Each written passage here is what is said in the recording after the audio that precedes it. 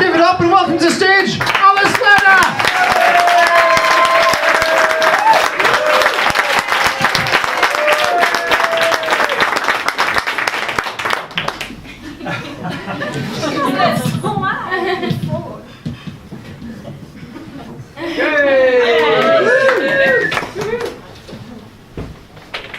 Hello. Ciao. As you can probably tell from my accent, I'm Italian. My name is Alice, by the way.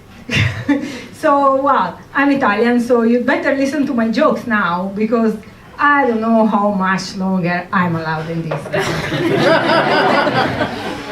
Meanwhile, I work at Imperial, and I work at Imperial on antibiotic resistance by studying how bacteria have sex.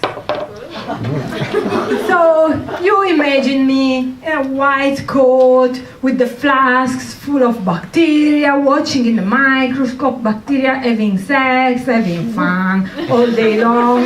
Well, I'm not that kind of person. I'm more the geek kind of guy, like sitting in front of the computer all day long, programming, black screen, green letters on it. Yeah, well, I know I need to have a bigger belly to fit in the character, but I'm working on that. Drinking beer, what are you thinking about? Well, so there is bacteria, and well, bacteria most of the times are nice, but when they are not nice, they are really, really nasty, and they give you infections. And when they give you infections, you take antibiotics to treat them, so basically to kill the bacteria. Of course, the bacteria don't want to die, and if they don't want to die, they have to adapt. More or less in the same way I adapted to British weather by wearing a pair of wellies and 3 coats. So, yeah, so how do they adapt, and how does sex come into all of this? Well, you know, bacteria is this single-cell thing that reproduce just by coping themselves, without having sex, actually. They just reproduce, they can get lots of offsprings without having sex. And, yeah, well, if we could reproduce like that, Catholic Church would really love it. But we cannot, for good or for bad. The thing is that this way of reproducing is not so much an advantage, because in this way they get all clones of themselves. So they are more or less like the Kardashian sisters.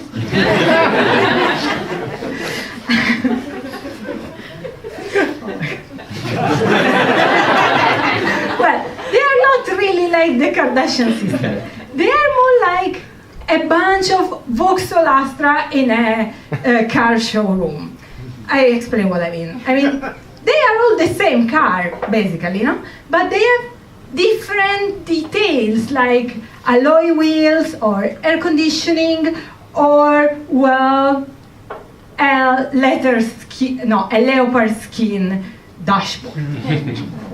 Well, I mean, some of these features can be helpful in some environments, like if you're in Italy on holiday in the summer, you really need air conditioning. If you're a pimp with your hose, you really need the leopard skin dashboard.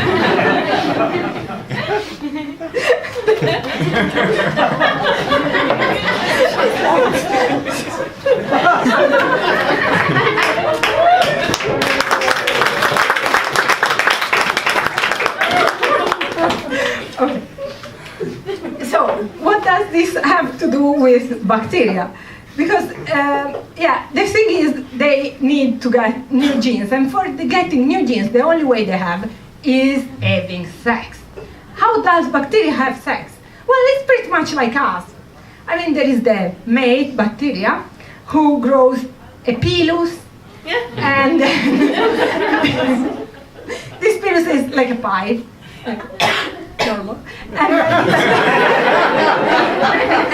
then it attaches the pilus to the mate bacteria, and through this pilus it makes pass all the genetic material that it wants, and especially the antibiotic resistant genes, actually.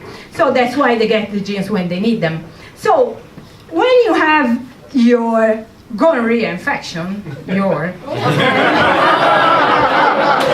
you take antibiotic to treat it, then your body becomes like a teenage disco on a Saturday night. They start to have sex all together and in order to get the gene. They need it. Because at the end of the party, they are either resistant or they are dead. So they want it. Yeah, and well. Oh my God. So, okay. The problem is our research in particular focused on these multi-resistant bacteria that are resistant to so many antibiotics that by the time your doctor figures out which antibiotic can still treat you, well, it might be too late for you. So yeah, we focus on those. And what we found is that bacteria really behave like teenagers in lots of aspects. Basically, they are really fashion victims, really like teenagers. So if something is really in fashion, well, like what, Ed Sheeran CDs, or, well, also these camouflage bomber jackets, whatever. They get crazy to get them. But if something is out of fashion, like low-rise jeans, or slim eyebrows, or, well, the landline phone, yeah, they get bored with it, they lose interest, and eventually they will give it to Oxfam. So fine, we find that NHS actually has a policy precisely to tackle this. They make one antibiotic fashionable at each time. So bacteria become resistant just to that, but when we get to use the old ones, bacteria is not resistant anymore to those. So they get desperate to have sex, or they die. Yeah, I know you felt like that. So fine.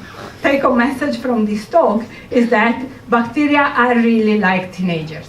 You cannot stop them to have sex, but with a little of clever science, you can avert major consequences like, well, teenage pregnancies or antibiotic resistance.